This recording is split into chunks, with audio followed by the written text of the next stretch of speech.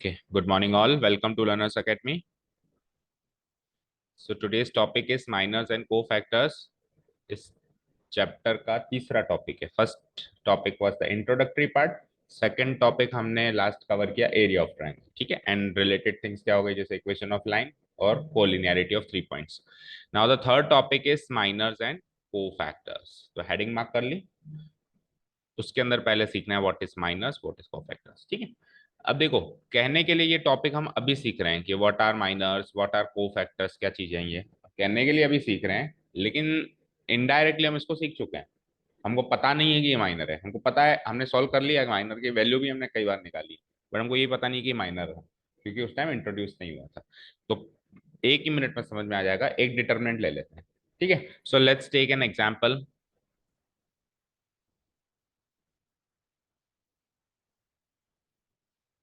Okay, so let's take an example.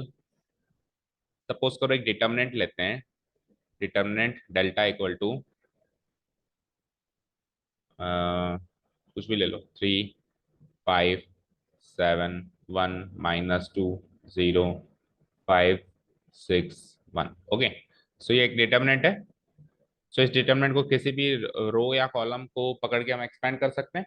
So for an example मैं रो one के along इसको expand कर रहा हूँ. सो रो वन के अलोंग जब मैं इसको एक्सपेंड करूंगा तो इसकी वैल्यू जो आएगी डेल्टा इक्वल टू वो कुछ ऐसे आएगी. वो कुछ ऐसे आएगी. सबसे पहले 3 पकड़ लूंगा मैं. सो ये रहा 3. उसके बाद अच्छा 3 का साइन भी. सो 3 × 1 इसका साइन है, मतलब × 1 करना इसका साइन है. फिर अंदर चलते हैं. तो ये गया ये गया. तो क्या लिखूंगा मैं, -2 × 1 -6 × 0. करेक्ट है, सही कर रहा हूँ. उसके बाद आ जाओ 3 के बाद 5. तो 5 का साइन क्या हो जाएगा, -1. फिर 5 के अलोंग जो डिटर्मिनेंट 2/2 बनेगा वो ऐसे ऐसे बनेगा. तो क्या हो जाएगा, 1 × 1, 1 × 1 -5 × 0. राइट. ओके. उसके बाद फिर लास्ट एलिमेंट है 7. 7 का साइन अगेन पॉजिटिव. और फिर 7 के अलोंग ये गया ये गया. तो this is a 2/2 determinant which is left. 1 × 6 -5 × -2. ठीक है ना. ये हम करते आए हैं, 2 एक्सरसाइजेस से कर ही रहे हैं. अब सुनना ध्यान से. जितने भी एलिमेंट्स है, लाइक 9 एलिमेंट्स है ना, तो 9 ही एलिमेंट्स के 9 माइनर्स एंड 9 को फैक्टर्स हैं. राइट. एक डिटरमिनेंट में जितने भी एलिमेंट्स हैं स्क्वायर मैट्रिक्स के डिटरमिनेंट में, उसमें उतने ही माइनर्स उतने ही को फैक्टर्स. ठीक है. एक डिटरमिनेंट निकालने के प्रोसेस में हम केवल 3 माइनर और 3 को फैक्टर निकालते हैं. अभी मैंने इस प्रोसेस के अंदर ही 3 माइनर 3 को फैक्टर निकाल दिए. अभी मैं बता रहा हूँ ये माइनर है तो पता चल जाएगा. वैसे होते कितने, 9. 3/3 में कितने होंगे, 9. लेकिन निकालेंगे हम कितने, ओनली 3 निकालेंगे. और अब क्वेश्चन क्या आएगा कि पता करो उसके माइनर्स एंड कोफैक्टर्स. तो आपको केवल 3 निकाल कर ही नहीं रुक जाना है, आपको सारे 9 के 9 निकालने हैं उस केस में, क्योंकि वो क्वेश्चन डिटर्मिनेंट निकालने का नहीं है, वो तो माइनर्स एंड कोफैक्टर्स निकालने का. समझ गए. अब बताओ उसमें माइनर क्या है. ये वाला जो पार्ट है बेटा, ये तो है माइनर. ये वाला पार्ट क्या है, माइनर. तो ये पहला माइनर, ये दूसरा माइनर, और ये हो गया हमारा तीसरा माइनर. ठीक है. इसको डिनोट कैसे कराएंगे, इस एलिमेंट को कैसे डिनोट कराते थे, A11. अगर ये ए था तो इसको कैसे डिनोट कराते थे, A12. और इसको कैसे डिनोट कराते थे, A13. तो इनके जो माइनर्स हैं, देखो ये जो माइनर है 3, हम ऐसे भी कह सकते हैं कि इन एलिमेंट के माइनर है. जैसे ये पहले एलिमेंट का माइनर है, ये दूसरा एलिमेंट का माइनर है, ये तीसरा एलिमेंट का माइनर है. मैं ऐसे भी कह सकता हूँ कि ये 3 का माइनर है. मैं ऐसे भी कह सकता हूँ 5 का माइनर है, और मैं ऐसे भी कह सकता हूँ 7 का माइनर है. और एलिमेंट के अलावा मैं पोजीशन का माइनर भी कह सकता हूँ, लाइक 1 1 पोजीशन का माइनर ये है, 1 2 पोजीशन का माइनर ये है, 1 3 पोजीशन का माइनर ये. तो इन माइनर को इनकी पोजीशन से डिनोट किया जाएगा. किससे डिनोट, पोजीशन से. जैसे ये हो जाएगा कैपिटल M11, ये हो जाएगा कैपिटल M12, ये हो जाएगा कैपिटल M13. कैपिटल M इसलिए क्योंकि ये माइनर है, और ये 1 1 1 2 1 3 यही वाली पोजीशन को कॉपी पेस्ट कर दिया. समझ गए. तो उसी तरीके से बाकी 2 1 2 2 2 3 3 1 3 2 3 3 के 6 माइनर्स और निकल सकते हैं, तो टोटल 9 माइनर्स निकल सकते हैं.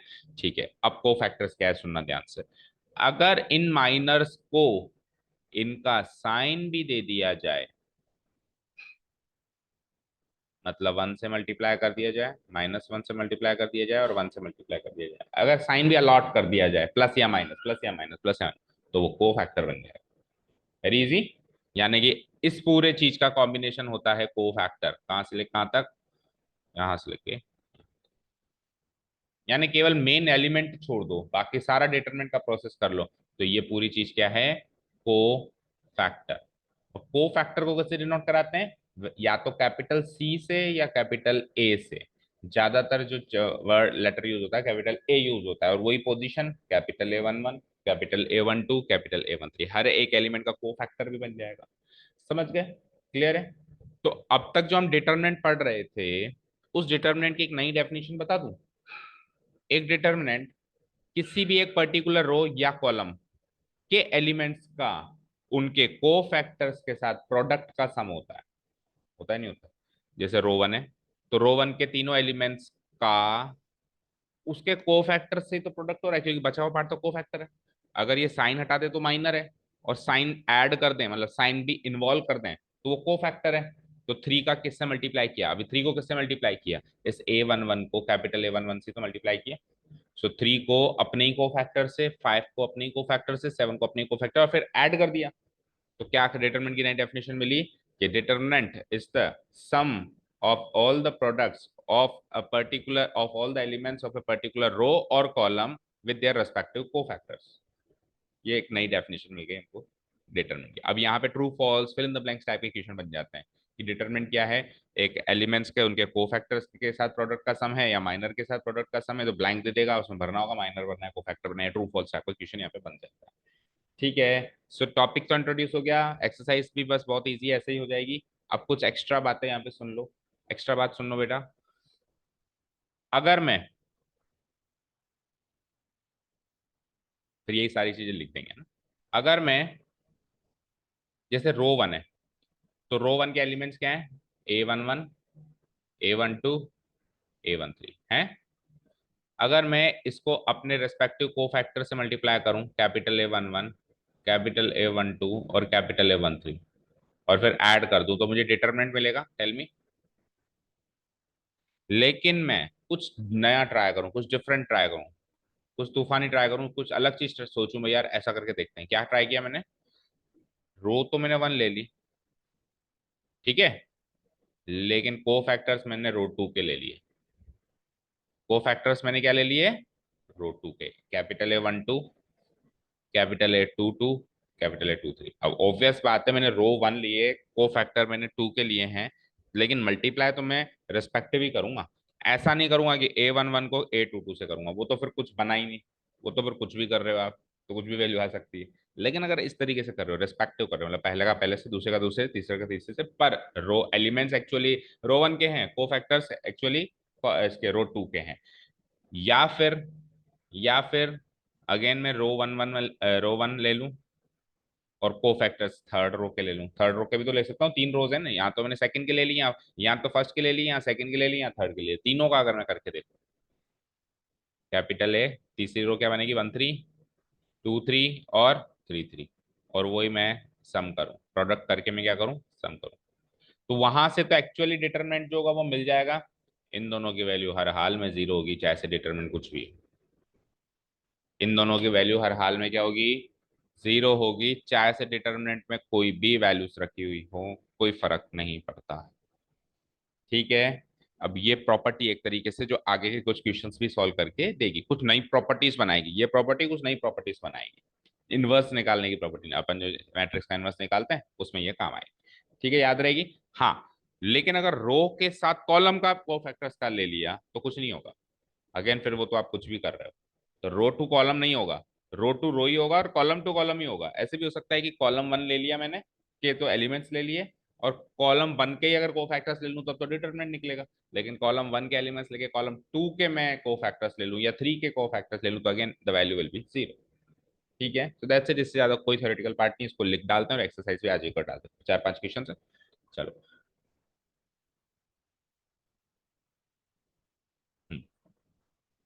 सो माइनर्स एंड कोफैक्टर्स में फर्स्ट सब हेडिंग है माइनर।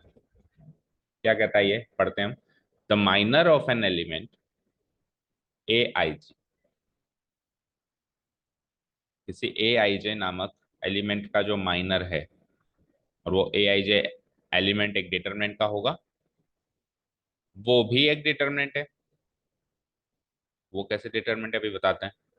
obtained by hiding या deleting the ith row and jth column of the given determinant। यहां तक लिखो, फिर इस डेफिनेशन की मीनिंग समझते हैं।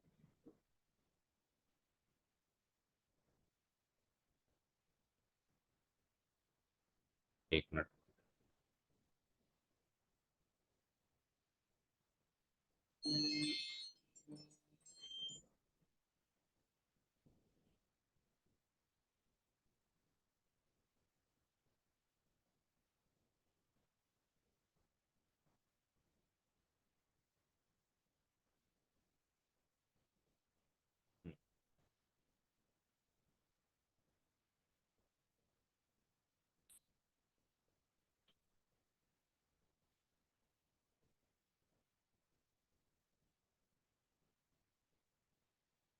फिर से खोलना पड़ेगा।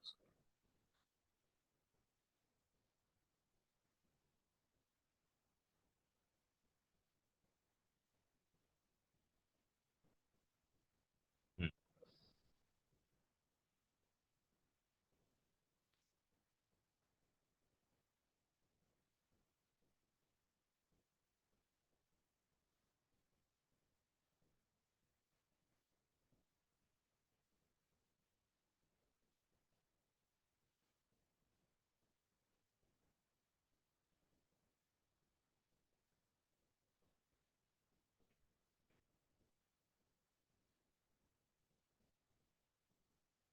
ठीक है, लिख लिया ये।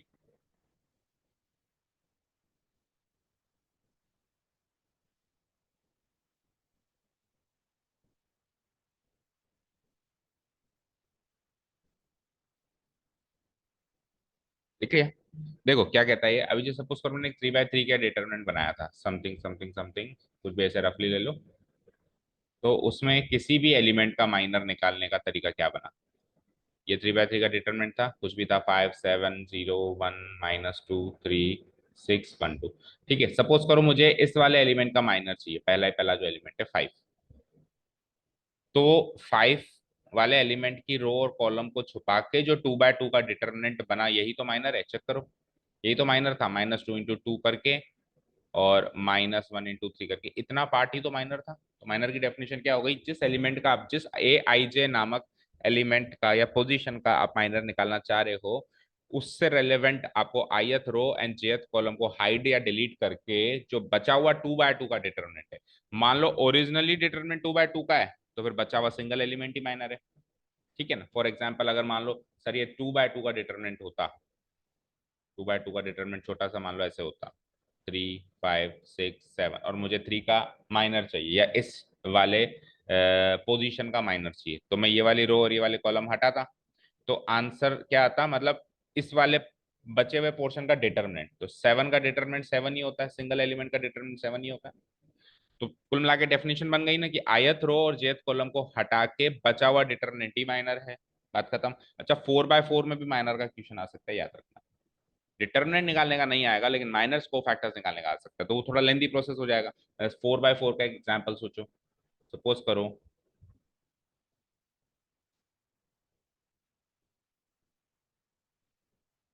हो गया क्या, नहीं एक रो रहेगी ना। मान लो ये 4 by 4 है। अब सपोज करो मैं इस वाले, जो ये A11 है, इसका मैं माइनर निकालना चाह रहा हूँ, तो ये रो एंड कॉलम हाइड हो गई। अब बचा हुआ जो डिटरमिनेंट है वो भी एक 3 by 3 का डिटरमिनेंट है। तो इसका प्रोसेस वैसे ही, जैसे अपन रो 1 रो 2 रो 3 या कॉलम 1 कॉलम 2 कॉलम 3 के अलॉन्ग उसको एक्सपेंड कर देंगे, जो आंसर आएगा वो माइनर होगा पहले वाले एलिमेंट। ठीक है, थोड़ा प्रोसेस लंबा है लेकिन तरीका यही। ओके, आगे बढ़ते हैं। ये तो हो गई है कैजुअल डेफिनेशन माइनर की। It is denoted bye MIJ। अगर IJ पोजीशन है तो MIJ is denoted bye MIJ।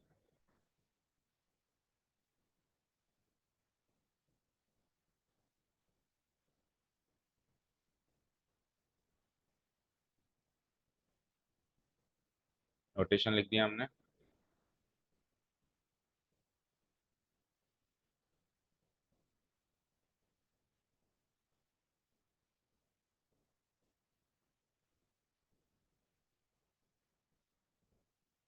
ठीक है। ओके। अब माइनर जब अपन निकालेंगे किसी भी डेटा, अगेन एक ट्रू फॉल्स, जितनी भी एक्स्ट्रा इन्फॉर्मेशन होती है, को टॉपिक इंट्रोड्यूस करने का जो फालतू की बात होती है ना, फालतू की बात नहीं होती, वो एक्चुअली एक एक दो दो नंबर के सवाल होते हैं। अब जैसे लास्ट वाली लाइन देखो क्या कहता है, कि minors in a determinant of order n, जहां पे एन की वैल्यू क्या होनी चाहिए, चेक करो, ग्रेटर देन और इक्वल टू टू होनी चाहिए। ऐसा क्यों कहा उसने? क्योंकि माइनर उस ही डिटरमिनेंट में निकाला जा सकता है जिसमें कम से कम 2/2 का वो डिटरमिनेंट होना चाहिए मिनिमम। उससे कम में पार क्यों नहीं पड़ेगी, सोच के देखो। देखो डिटरमिनेंट हमने क्या सीखे हैं, क्या तो 1/1 का होगा, 2/2 का होगा, 3/3 का होगा। अभी 3/3 के ऑर्डर में अपन ने माइनर्स निकालने का प्रोसेस देखा, 3 माइनर्स निकले रो 1 के हिसाब से या रो 2 के साथ। फिर 2/2 में भी देखा सिंगल एलिमेंट। लेकिन मान लो वो है ही 1/1, अब 1/1 में वही छुप गया, वही चला गया, तो फिर कुछ माइनर बचा क्या, कुछ डिटरमिनेंट बचा क्या? नहीं बचा ना। तो इसीलिए माइनर्स एंड को फैक्टर्स निकालने के प्रोसेस उसी में एप्लीकेबल है जहाँ पे डिटरमिनेंट ऐसे ऑर्डर का हो जो कि ग्रेटर देन और इक्वल टू टू हो, मिनिमम टू। टू के बाद जितना भी ऑर्डर है सबके माइनर्स एंड को फैक्टर्स निकल सकते हैं, समझ गए? उसके बाद फिर क्या कह रहा है, the minors in a determinant of order n where n is greater than equal to two are the determinants of order n minus one. समझ गए? अगर ऑर्डर ऑलरेडी टू है तो माइनर एक ऐसा डिटरमिनेंट होगा जो 2 - 1 यानी 1 ऑर्डर का होगा। ये 3 है तो वो 3 - 1 यानी 2 ऑर्डर का होगा। ठीक है ना, एक ऑर्डर कम होगा नहीं होगा। 3/3 में 2/2 का डिटरमिनेंट बचता है वही माइनर है, 2/2 में 1/1 का बचता है वही माइनर है। अभी 4/4 का भी एग्जाम्पल करके देखा तो जो 3/3 का बच रहा है वही इसका माइनर है। चलें आगे। नेक्स्ट हेडिंग डालो, को फैक्टर।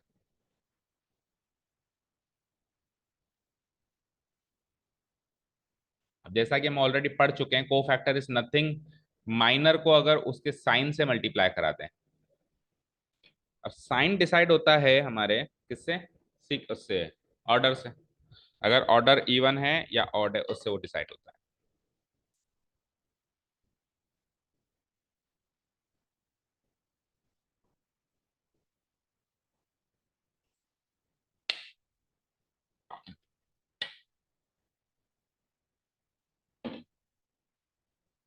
क्या कह रहा है कि अब एक माइनर को -1 है ना, -1 की पावर आई प्लस जे से मल्टीप्लाई कराओ। इसका मतलब क्या हुआ?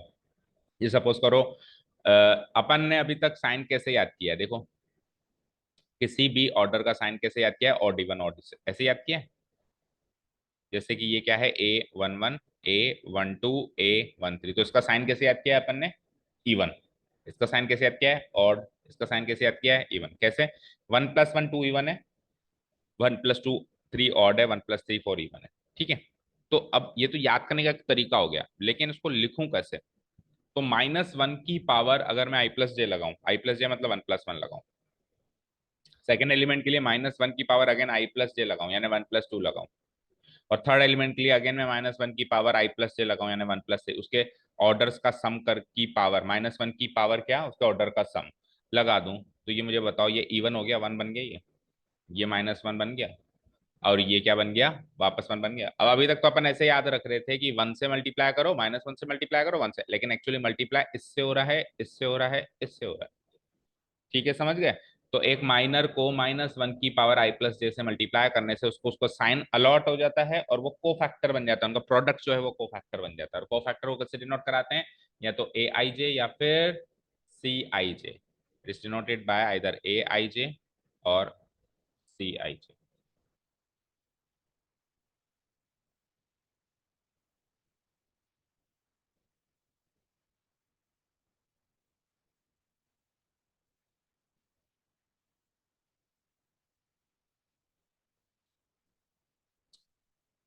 ठीक नहीं, मैथमेटिकली लिखें तो A I J equal to M I J into उसका साइन, उसका साइन क्या है, -1 की पावर आई प्लस। लिखिए, ये ब्रैकेट में पैक कर दो, ये ए आई जे का एक तरीके से फॉर्मूला बन गया।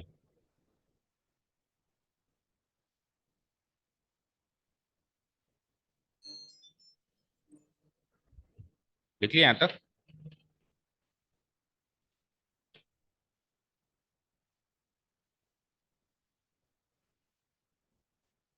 ठीक है, चलो आगे बढ़ते हैं।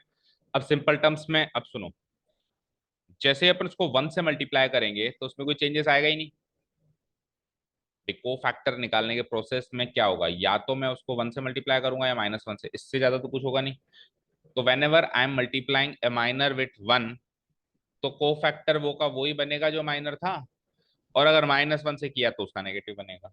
ठीक है, तो सिंपल टर्म्स में बात कर लेना कि जब जब ऑर्डर या पोजीशन इवन है तब तब माइनर को फैक्टर बराबर, जब ऑड है तो माइनर को फैक्टर एक दूसरे के नेगेटिव। ये सिंपल टर्म्स में बातचीत हो गई। तो क्या कह रहा है, in simple terms we can say that A I J और एम आई जे बराबर है, ए आई जे और एम आई जे एक दूसरे के एग्जैक्टली बराबर हैं। कब? when I plus j is even, when I plus j is even,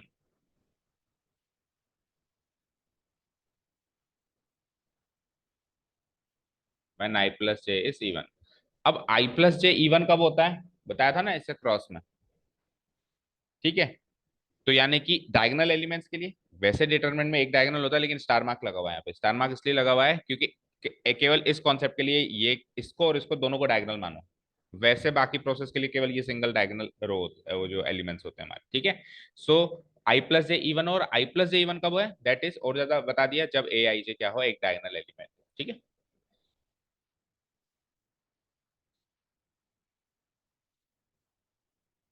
और A I J equal to minus of M I J होगा, वो कब होगा, जब आई प्लस जे ऑड हो।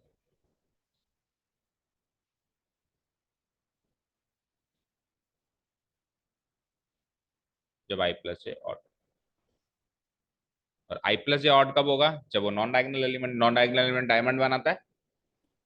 तो इसमें भी स्टार मार्क लगा हुआ है, इन दोनों में स्टार मार्क इसलिए लगाया हुआ है, वो स्टार मार्क का मीनिंग बस वही है कि फॉर दिस पर्टिकुलर केस हमने डायगोनल एलिमेंट्स ही पूरे मान लिए, क्रॉस वाले मान लिए। ठीक है, नो डाउट्स। चलें आगे। So we can say that, अब डिटर्मिनेंट की डेफिनेशन आ रही है। क्या डेफिनेशन आ रही है, द डिटर्मिनेंट, पहले पढ़ लो, is the sum of the product, sum of the products, क्योंकि एक से ज्यादा प्रोडक्ट्स हैं वहां पे, the sum of the products, किस किस का प्रोडक्ट्स हैं, सारे एलिमेंट्स का। कौन से एलिमेंट्स के, किसी भी एक पर्टिकुलर रो, या फिर ब्रैकेट में क्या लिखा है, कॉलम, या तो रो का उठाओ या कॉलम का उठाओ, विद देयर रिस्पेक्टिव कोफैक्टर्स। ठीक है, फिर से पढ़ो, एक रो या कॉलम के सारे एलिमेंट्स का उनके रिस्पेक्टिव कोफैक्टर्स से जो प्रोडक्ट्स हैं, उन प्रोडक्ट्स का जो सम है वही डिटर्मिनेंट है। इसकी नई डेफिनेशन। ठीक है, अब लिखो,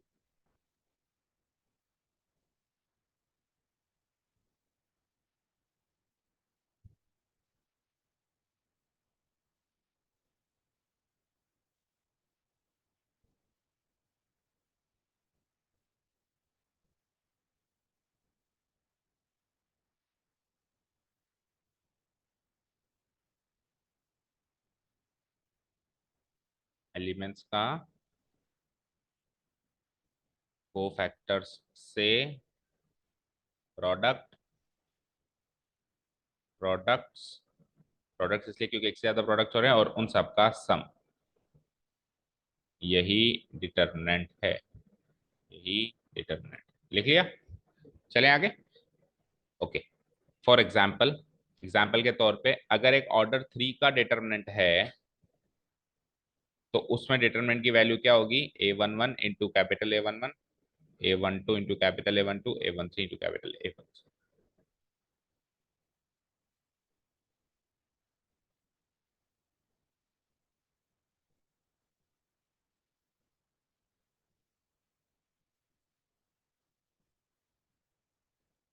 भी कोई फॉर्मूला नहीं है, एग्जाम्पल है ये। ठीक है ना, यहाँ पे रो 2 भी ले सकता हूँ, यहाँ रो 3 भी ले सकता हूँ, कॉलम 1 भी ले सकता हूँ, कॉलम 2 भी ले सकता हूँ, कॉलम 3 भी ले सकता हूँ, और ये तो तब है जब ऑर्डर 3 है।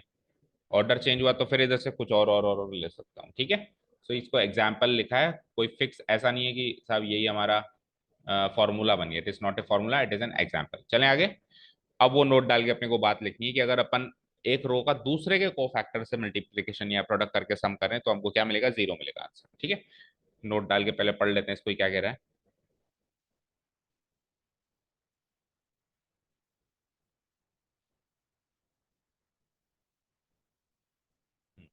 Note is, if the elements of a row, अच्छा और ए कॉलम वाली बात दोनों में एक बार डिलीट, मतलब अवॉइड करो, केवल रो से पढ़ो एक बार।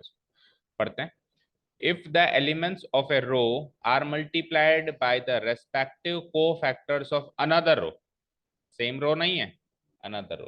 अच्छा, रेस्पेक्टिव वर्ड इसलिए लिखा है क्योंकि उसको उस रेस्पेक्टिव में तो कम से कम प्रोडक्ट करना है। लाइक A11 है, आपने डिसाइड किया ना साहब मैं रो 2 पकड़ूंगा, तो रो 2 में भी पहले का पहले से तो करना, कम से कम पहले का दूसरे से मत करना, इसलिए रेस्पेक्टिव वर्ड तो लगेगा। ये बच्चे कहते हैं सर आना आपने सेम से तो मल्टीप्लाई किया नहीं, फिर रेस्पेक्टिव क्यों लगा रहे हो? रेस्पेक्टिव लगा रहे हो तो फिर तो उसका मतलब तो सेम से मल्टीप्लाई करना। यहाँ पे अनदर रो लिख दिया ना बेटा, तो दूसरी रो पकड़ा हूं मैं, लेकिन रेस्पेक्टिव वर्ड फिर भी लगना जरूरी है, क्योंकि रेस्पेक्टिव वर्ड नहीं लगाए फिर तो तीन आदमी इधर है तीन आदमी इधर है, फिर तो किसी का भी किसी से कर रहे हो आप, रेस्पेक्टिव वर्ड नहीं लगाए तो फिर उससे कुछ हासिल नहीं होगा, वो कोई डेफिनेशन नहीं बनेगी, वो वैल्यू किसी की डेफिनेशन नहीं बनेगी, तो इसलिए रेस्पेक्टिव वर्ड लगाना जरूरी है। ये अगेन एक आध नंबर के क्वेश्चन का ट्रू फॉल्स में फिल इन द ब्लैंक्स में बन रहा है, ये जो स्टेटमेंट्स आते हैं। फिर से पढ़ते हैं, elements of a row, column वाली चीज को तो मैंने कर दिया ओमिट या avoid, multiplied by the respective cofactors of another row, then the value of the deter, इस तरीके से डिटर्मिनेंट निकालने की कोशिश करी गई। पहली बात वो डिटर्मिनेंट नहीं है, लेकिन फिर भी उसको एक बार के लिए डिटर्मिनेंट का नाम इसलिए दे दिया कि चलो मैं कोशिश कर रहा हूं इस तरीके से डिटर्मिनेंट निकालने की, तो जो इस तरीके से डिटर्मिनेंट निकलेगा वो डिटर्मिनेंट नहीं निकलेगा, वो तो जीरो ही निकलेगा, और वो डिटर्मिनेंट नहीं है। ओके, अब लिखो।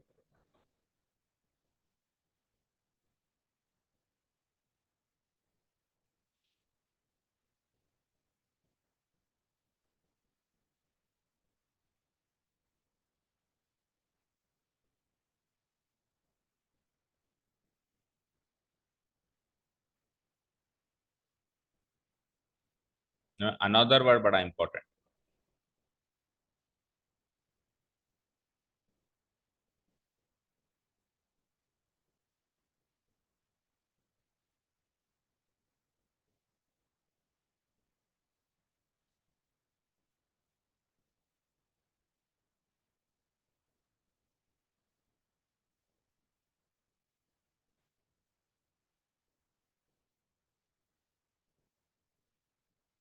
Then the value of the determinant thus obtained is always equal to zero, always equal to zero होगी।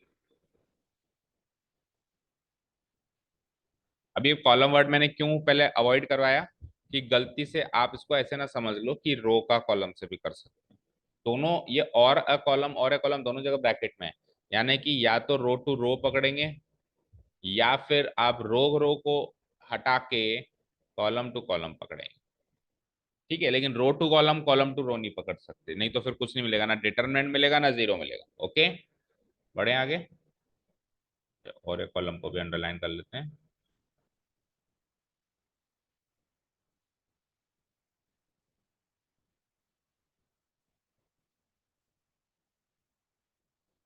ठीक है, अब इसको मैथमेटिकली लिखें तो देखो, फॉर एग्जांपल मैंने रो तो वन पकड़ी है, देखो A11 A12 A13, लेकिन मैंने को फैक्टर्स रो टू के पकड़े हैं, capital A21 capital A22 capital A2 is equal to zero, लिख लो।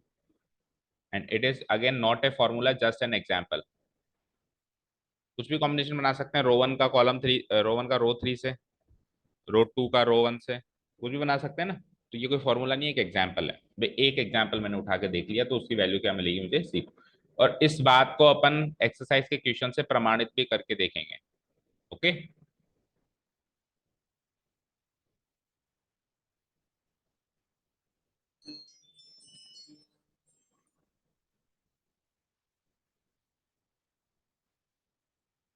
लिख लिया, चलो। तो दैट इज इट, ये हो जाता है हमारा यहाँ पे टॉपिक कंप्लीट। चलते हैं सीधे एक्सरसाइज।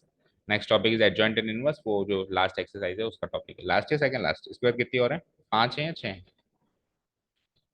दो हो रहे हैं ना, फिर सेकंड लास्ट है मतलब। ठीक है,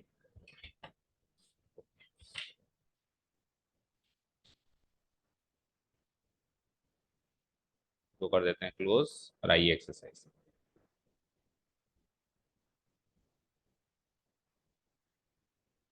एक्सरसाइज नंबर 4.4 इसमें आपके थ्री होगी, due to one exercise omitted.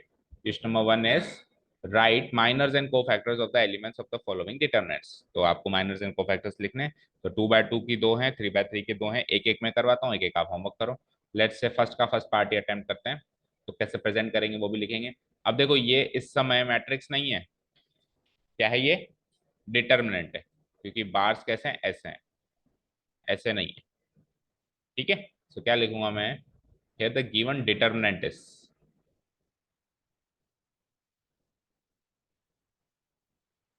Given determinant, तो मुझे डिटर्मिनेंट की वैल्यू नहीं निकालनी, मुझे जस्ट इसके माइनर्स एंड कोफैक्टर्स चाहिए, ठीक है। गिवन डिटर्मिनेंट इज, और फिर डेल्टा से इसको डिनोट करा के और ये डिटर्मिनेंट लिख देंगे। लिख लिया।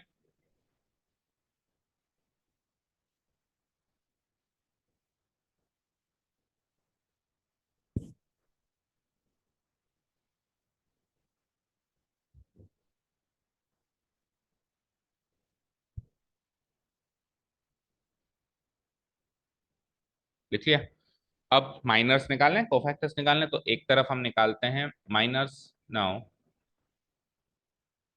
माइनर्स आर, इधर मैं निकाल रहा हूँ माइनर्स, और इधर मैं साइमल्टेनियसली कोफैक्टर्स निकाल रहा हूँ, एंड कोफैक्टर्स आर।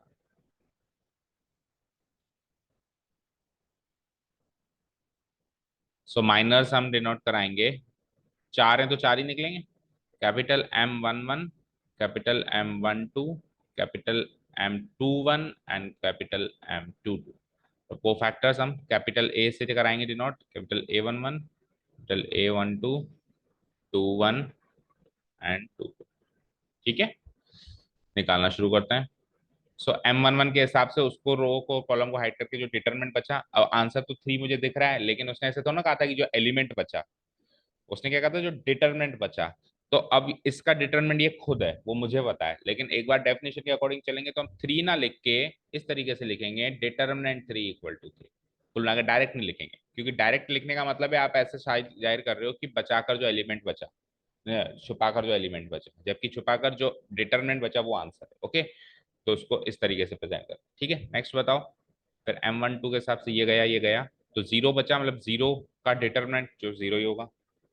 M21 में -4 का डिटरमिनेंट जो कि खुद -4 ही होगा। और last but not the least, 3 को छुपाया मैंने, सी वाली रो एंड कॉलम को छुपाया, तो जो 1 बाय 1 का डिटरमिनेंट बचा उसमें 2 बचा। सो ये माइनस आ गए। मैंने क्या कहा था कि अलग अलग जगह पे अलग अलग चीज का मतलब बदल जाता है। अभी पिछले 2 चैप्टर्स में अगर मैं ये बात कहीं लिख के आ जाऊं तो मेरे मार्क्स नहीं कट जाएंगे।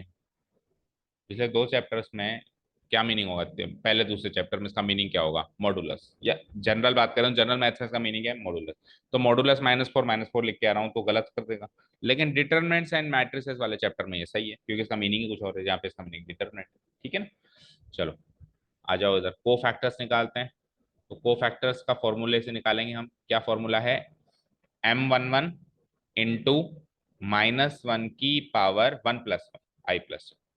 इसका फॉर्मूला क्या बनेगा, M12 इंटू -1 की पावर 1+2। इसका फॉर्मूला बनेगा M21 इंटू -1 की पावर 2+1, और इसका फॉर्मूला बनेगा M22 इंटू -1 की पावर 2+2। अब capital M11, M12, M21, M22 पहले लिख लो, कॉपी को पेस्ट कर लो, 3 0 -4 और 2 जो इधर से निकाला है मैंने, इंटू इंटू इंटू इंटू। अब -1 की पावर 1+1 1 बन जाएगा, even position, odd position, odd position, even. अच्छा वन मोर थिंग, जब 3 by 3 की मैट्रिक्स होती है तब odd even odd even odd even odd even alternate चलता है, लेकिन इसमें ऐसा नहीं चलता। इसमें पहले और आखिरी इवन चलेंगे, बीच के 2 इवन ऑड चलेंगे। इसमें क्या क्या सीक्वेंस फॉलो होगा, इवन ऑड ऑड इवन, ठीक है, हो जाएगा। तो फाइनल आंसर इज 3। ये तो खैर जीरो ही हो गया, साइन बदलना था इसका, लेकिन जीरो का साइन नहीं होता इसलिए सेम हो गया, इसका साइन भी बदलना है तो 4 हो जाएगा, और इसका साइन नहीं बदलेगा। So these are the final answers. ये 4 तो होगा मेरे माइनर्स, ये 4 होगा आंसर मैच करो।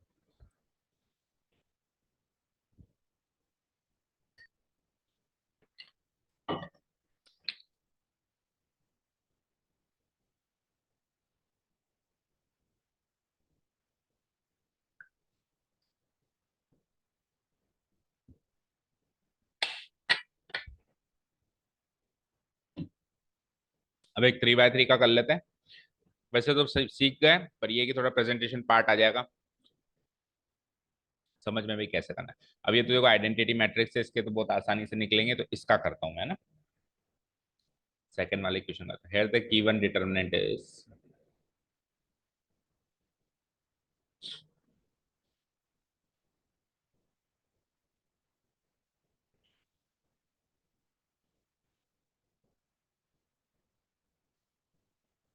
इसको मैं किसी भी जगह किसी भी पोजीशन पे इक्वल टू वन लिख सकता हूँ, याद रखना। एक आइडेंटिटी मैट्रिक्स का डिटर्मिनेंट है ये, ठीक है, जिसका आंसर हमेशा वन होता है। लेकिन अगर ये मैट्रिक्स फॉर्म में है तब मैं इक्वल टू वन नहीं लिख सकता हूँ, ठीक है, क्योंकि डिटर्मिनेंट की एक सिंगल वैल्यू होती है, मैट्रिक्स सिंगल वैल्यू नहीं होती। तो ये छोटी मोटी बातें कई बार हम गलती कर देते हैं, इसको याद रखना। आ जाओ, the given determinant is delta equal to this thing. हो गया नोट डाउन। अब वही माइनर्स एंड कोफैक्टर्स, लेकिन आपके पास नो निकालने पूरे। सो माइनर्स आर, शुरू हो जाओ, M11, M12, M13, then M21, M22, M23, then M31, M32 and M33। ठीक है, ऑर्डर अरेंज कर दिया हमने। हम निकालेंगे कैसे? हम निकालेंगे कैसे? M11 के हिसाब से ये छुपाया, ये छुपाया, तो एक 2 बाय 2 का डिटरमिनेंट बचा। तो पहले मैं डिटरमिनेंट लिखूंगा, क्या बचा बताओ? 5, 5, -1, 1 और 2। ओके, और फिर इसको सॉल्व करके लिखूंगा। तो ये प्रेजेंटेशन टेक्निक है बस, और कुछ नहीं। इसको सॉल्व किया तो मैंने इक्वल टू, वही सेम जैसे करते हैं, 5 × 2 -1 × -1। So it is equal to 5 × 2 = 10, minus minus plus 1, 11। Done. इस तरीके से सारे करो, इस तरीके से सारे करो। अब यहाँ पे स्पेस नहीं है तो मैं डायरेक्ट इसके बाद ये वाली स्टेप लिख रहा हूँ। ये डिटरमिनेंट बना नहीं रहा हूँ, लेकिन आप सब में बना के बताओगे। ओके, M12 टू के हिसाब से गया, ये गया। सो इट इज 3 × 2 -0 × -1, 6 -0 - 6 रह गया। 3 × 1 -0 × 5, 3 - 0 = 3, 2 1 हिसाब से 0 × 2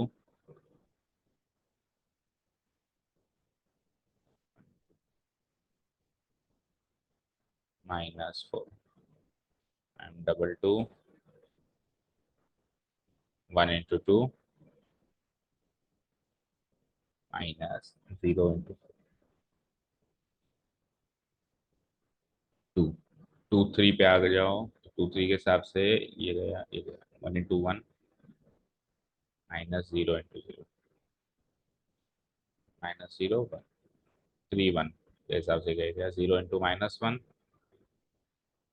-5 × 4, 0 -20 यानी कि -20। M31 के बाद आ जाओ, M32,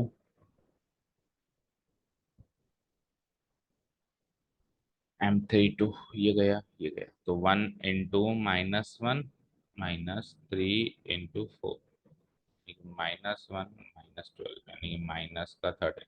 ओके, और एक लास्ट कौन सा बच गया हमारा? M, यहाँ लिख देते हैं M33।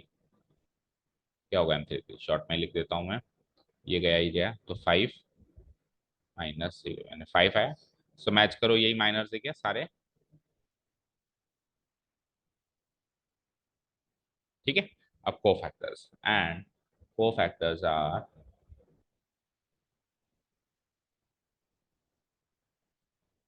Cofactors are A11, A12, A13, capital A21, capital A22, capital A23, capital A31, capital A32, capital A33। ठीक है, चलो निकालना स्टार्ट करते हैं। तो फॉर्मूला वही सेम पहले की तरह। क्या फॉर्मूला बनेगा बताओ? कैपिटल M11, फिर वही सम ऑफ पोजीशंस, -1 की power sum of positions. Capital M11 into -1 की पावर 1 + 1। -1 की पावर 1+2, 13 इंटू -1 की पावर 1+3, m21 इंटू -1 की पावर 2+1, 2 इंटू -1 की पावर 2+2, 23 इंटू -1 की पावर 2+3, 31 इंटू -1 की पावर 3+1, 32 इंटू -1 की पावर 3+2 एंड लास्ट 33 इंटू -1 की पावर 3+। ठीक है, और ये तो एक 2x2 का मैट्रिक्स है, तो 3x3 का मैट्रिक्स है, तो मुझे पता है कि minus odd 1 odd 1 odd 1 alternate तरीके से चलने वाला है। तो पहले तो मैं माइनस नोट कर लूँ, क्या थे 11, 6, 3 -4, 2, 1 माइनस का 20, -13 और लास्ट में 5, and then multiplied by even से स्टार्ट होगा और ऑड 1 चलेगा, -1, 1, -1, 1, -1। सो क्या बनेगा, पहला सेम, दूसरे का साइन चेंज, तीसरा सेम, चौथे का साइन चेंज, पांचवा सेम, छठे का साइन चेंज, सातवां सेम, आठवें का साइन चेंज, नवा सेम। चक्कर मैच कर लो।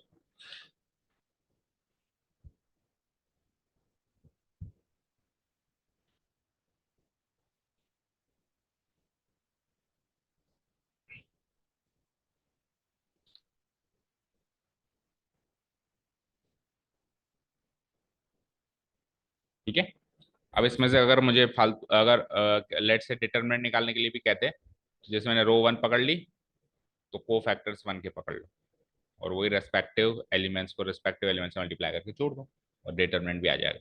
चलो एनीवेज चलते हैं आगे। ये सेक फर्स्ट पार्ट वाला पार्ट होमवर्क कर देना। अब क्वेश्चन नंबर थर्ड देखो क्या है। क्वेश्चन नंबर थर्ड में वो कह रहा है इवेल्युएट करो इस डिटरमिनेंट को, find the value of this determinant.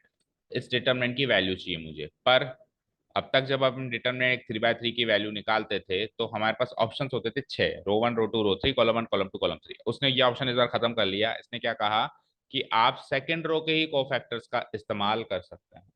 ठीक है, तो अभी जो मैंने 9 निकाल रहा था, अब 3 ही निकालूंगा सेकंड रो, यानी कि 2 1 2 2 2 3 के निकालूंगा, और वही रेस्पेक्टिव को मल्टीप्लाई करके और इसका डेल्टा यानी कि डिटरमिनेंट निकालूंगा। ठीक है, कहते हैं given determinant is,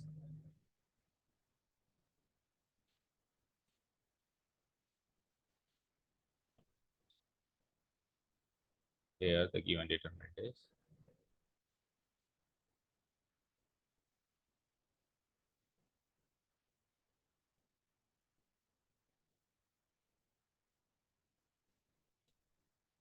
this is the given determinant, delta से डिनोट करा देते हैं अपन।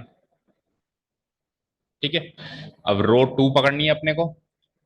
Now minors of row 2 are, minors of, क्योंकि अगर मैं सिंपली माइनर्स आर लिख दूंगा तो नो के नो लिखने पड़ेंगे, लेकिन अभी मैं स्पेसिफिकली मेंशन कर रहा हूँ माइनर्स ऑफ R2 आर। सो रो 2 के माइनर्स यानी कि M21,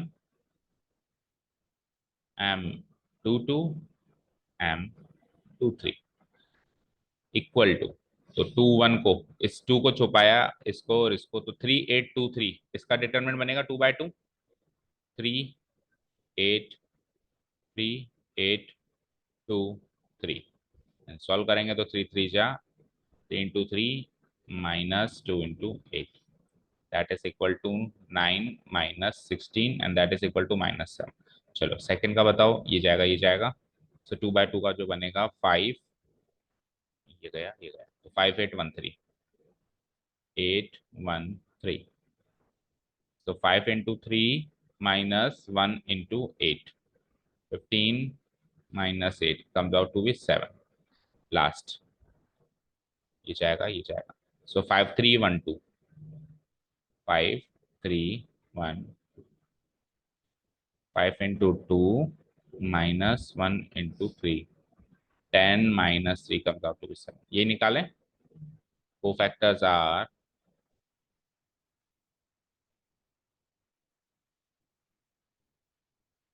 co-factors are, so co-factors are, तीन इसमें भी निकाल लो, A21, A22, A23,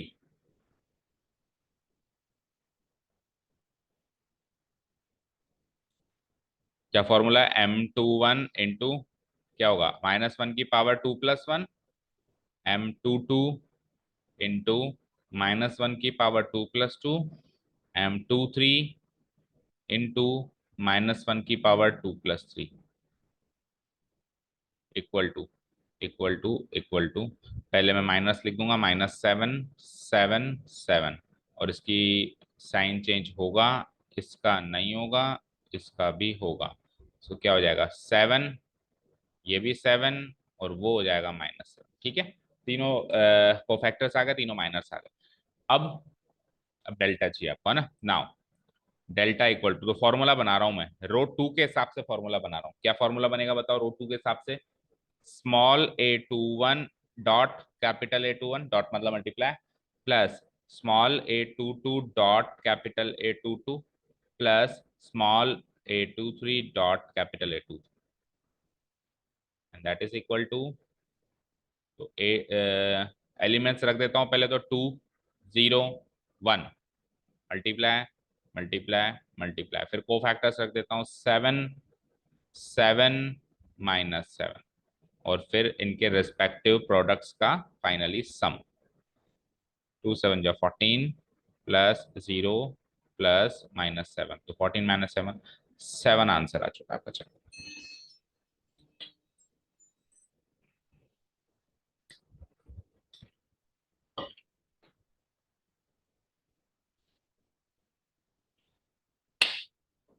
करें नेक्स्ट। अब नेक्स्ट क्वेश्चन भी सेम ही है, इसमें थर्ड कॉलम पकड़ना है, थर्ड कॉलम पकड़ना है ना। बट क्या है, अल्जेब्रिक है, थोड़ा सा अल्जेब्रिक, मतलब न्यूमेरिक नहीं है, तो थोड़ा सा अल्जेब्रिक कॉम्प्लिकेशंस आ सकती हैं, ज्यादा से ज्यादा अल्जेब्रिक आइडेंटिटी से इस्तेमाल करने के लिए आ सकती हैं, बाकी तो जो प्रोसेस है वो सेम रहेगा। चलो स्टार्ट करते हैं। थर्ड कॉलम पकड़ना है आपकी बार, लिखो, at the given determinant is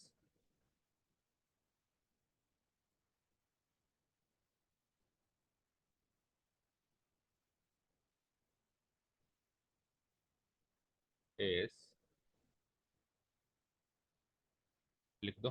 पहला कॉलम है 1 1 1, दूसरा कॉलम है XYZ, एंड तीसरा कॉलम है YZ ZX एंड X। ठीक है, अब इसमें ये वाई जेड है, ये वाई प्लस जेड होता है, ये जेड प्लस एक्स होता है, एक्स प्लस वाई होता है, तो प्रॉपर्टी लगा के x plus y plus z, x plus y plus z, x plus y plus z बना देते, किसी भी कॉलम में कॉमन निकाल लेते हैं, फिर क्या होता है, इसका आंसर 0 बन जाता है, क्योंकि 1 1 1 आ जाता, आइडेंटिकल कॉलम हो जाता। बट ये वाई जेड है, तो हम दो कॉलम का प्रोडक्ट नहीं कर सकते, सम ही कर सकते हैं। ठीक है, तो कोई प्रॉपर्टी तो लग नहीं थी। अब क्या करें, थर्ड कॉलम को इस्तेमाल करना है। सो थर्ड कॉलम के वही माइनर्स एंड कोफैक्टर्स निकालो, minors of C3, column 3 are, C3 के एलिमेंट्स क्या होते हैं, A13, A23, ए, सॉरी M आएगा ना, A क्यों आएगा, M13, M23, M33, राइट। अभी जैसे निकाला था पिछले केस में, सेम वैसे ही निकालना शुरू करते हैं।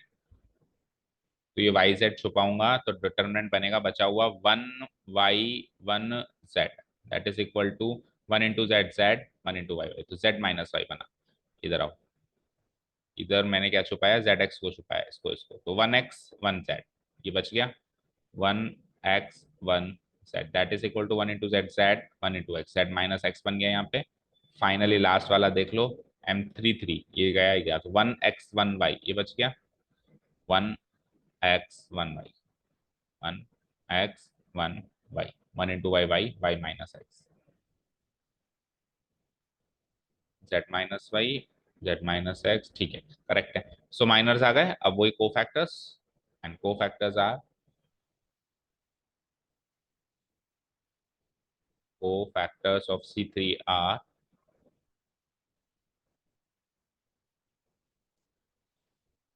Capital A13, capital A23, sequence बहुत इंपॉर्टेंट है, गलत मत लिख देना।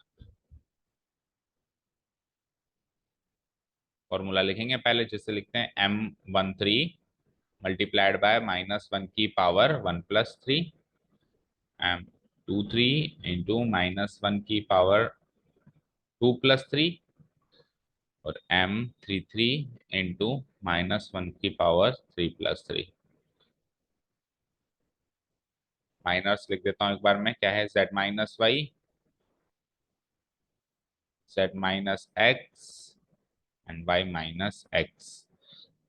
तो स्टार्ट होगा E1 से, तो 1 -1 और 1 अल्टरनेट चलता है, ये 3/3 में सोचना ही नहीं है। इसका साइन चेंज नहीं होगा तो z माइनस वाई रह गया, इसका साइन चेंज होगा तो z माइनस एक्स से x माइनस जेड हो गया क्या, बताओ। ओके, और इसका भी नहीं होगा तो y माइनस एक्स हो गया। तो तीन को फैक्टर्स आ चुके हैं, z minus y, x minus z and y minus x, right. मैं नेक्स्ट पेज पे डेल्टा निकालने वाला हूँ नाउ। फॉर्मूला बनाते हैं पहले हम, डेल्टा इक्वल टू, तो कॉलम 3 पकड़ना है, तो a 13 dot capital A 13 plus A 23 dot capital A 23 last plus A 33 dot capital A 3। Elements हैं वाई जेड। अच्छा, इसका वो बता दो क्या था, इसका पहले वाले का कोफैक्टर क्या था, ये जेड माइनस वाई,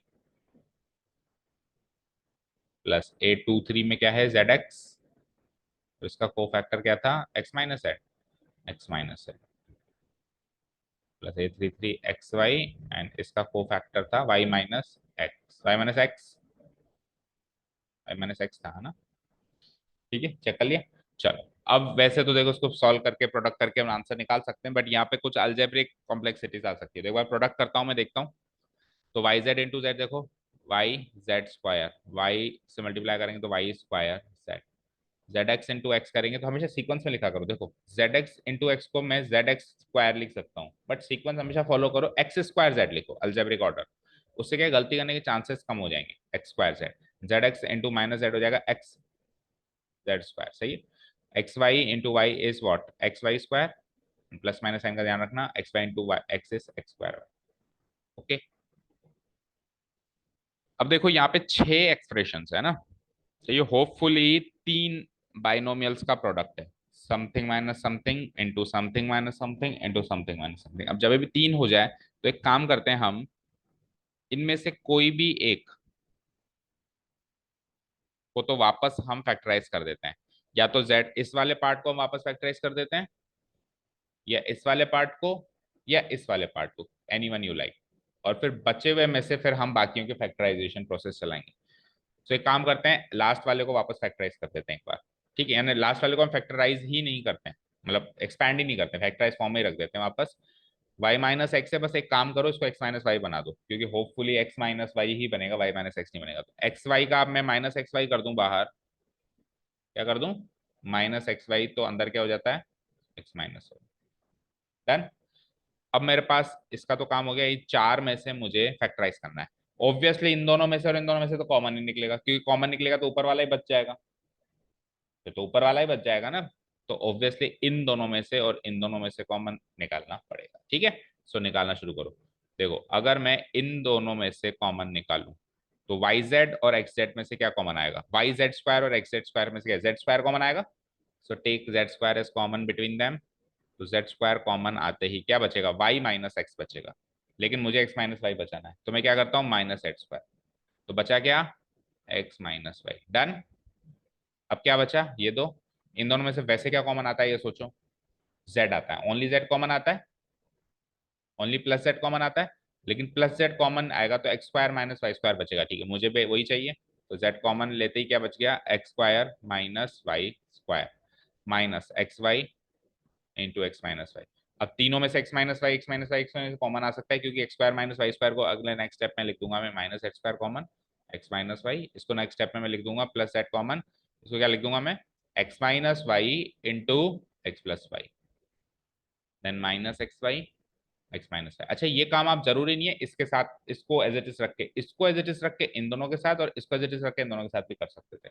ठीक है, okay. So x minus y, take x minus y common from all of them. तो अब अंदर क्या बचता है, यहाँ क्या बचता है, माइनस जेड स्क्वायर, यहाँ पे एक्स माइनस वाई बाहर गया तो जेड इंटू दिस बच गया, जेड इंटू दिस कर दो, एक्स इंटू जेड क्या होता है, एक्स जेड, और वाई इंटू जेड क्या होता है, वाई जेड। और यहाँ से एक्स माइनस वाई कॉमन आया तो क्या बचा, माइनस एक्स वाई। कोई डाउट नहीं है। अब आपको अगेन x माइनस वाई आ गया, तो अब आपको y माइनस जेड बचाना है ना। y माइनस जेड कैसे बचेगा, किस किस में से कॉमन लूँ सोचो। अगर मैं इसमें से z कॉमन ले लूँ तो y माइनस जेड बच रहा है, एक्स माइनस वाई हो गया, वाई माइनस जेड हो गया, और जेड माइनस एक्स इन दोनों में से बच जाएगा अगर मैं एक्स कॉमन, हो गया काम। ठीक है, सो एक्स माइनस वाई, पहले तो ब्रैकेट के अंदर ही कॉमन लो, इन दोनों में से क्या कॉमन लिया, जेड, तो क्या बचा प्लस का वाई माइनस का जेड, और फिर इन दोनों में से क्या कॉमन लिया, एक्स, प्लस का एक्स कॉमन लिया, तो क्या बचा जेड माइनस, सही किया, नहीं एक्स कॉमन लिया, हाँ तो वाई माइनस जेड बचेगा, वाई माइनस जेड बचेगा, तो do one thing, plus x common मत लो, माइनस एक्स कॉमन लो, माइनस एक्स कॉमन लिया, तो माइनस एक्स कॉमन लिया तो ये माइनस का जेड हो गया, और वो प्लस का क्या हो गया, वाई हो गया, तो वाई माइनस जेड बच गया, समझ आया। अब इन दोनों में से again Y minus Z common ले लो, so it is equal to x minus Y, bracket अभी क्लोज ब्रैकेट ही रहने, तो वाई माइनस जेड, और फिर क्या बच गया, जेड माइनस एक्स। अब ये क्लोज ब्रैकेट जो है, बिग ब्रैकेट, ये हटा दो, तो फाइनली जो मेरा सॉल्यूशन हुआ, it is equal to x minus y into y minus z into z minus x. कर लो नोट। सो बस अलजेब्रिक कॉम्प्लेक्सिटीज थी, बाकी कुछ नहीं।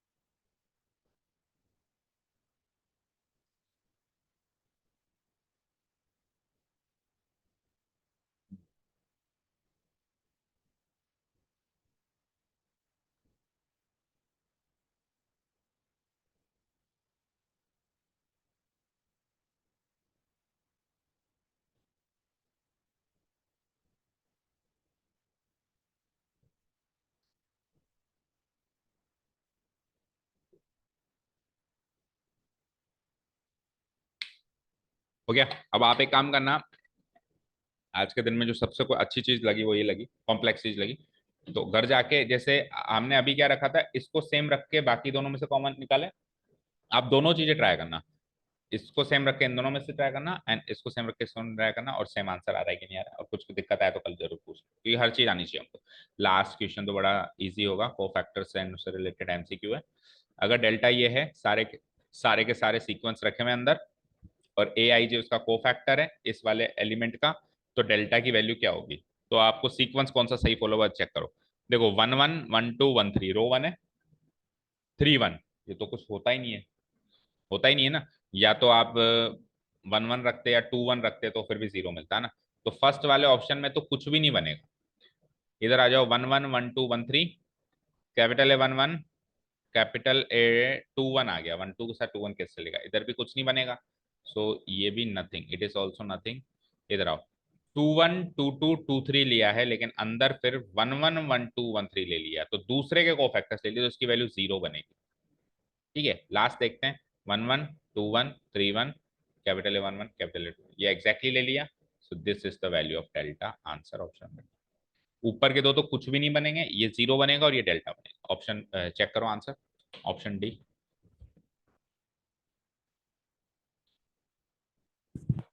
जो एलिमेंट्स लिए हैं उसी कोफैक्टर्स लेने, that's it, है ना। अब ये क्या होता है, जब अपन एग्जाम में अटेम्प्ट करते हैं तो ये थोड़ा सा कंफ्यूजिंग सा लगता है, उस टाइम प्रेशर भी रहता है, तो बड़े ठंडे दिमाग से अपने को एक एक एलिमेंट मैच करना है, 1 1, पहले एलिमेंट टू एलिमेंट मैच करो, 1 1 2 1 3 1 डिसाइड करो, रो वन के हिसाब से फिर capital A 1 1, capital A 2 1, capital, ठीक है, हो जाएगा। सो दैट इज इट, हमारी वन शॉट वीडियो में पूरी इंट्रोडक्शन प्लस एक्सरसाइज हो गई है।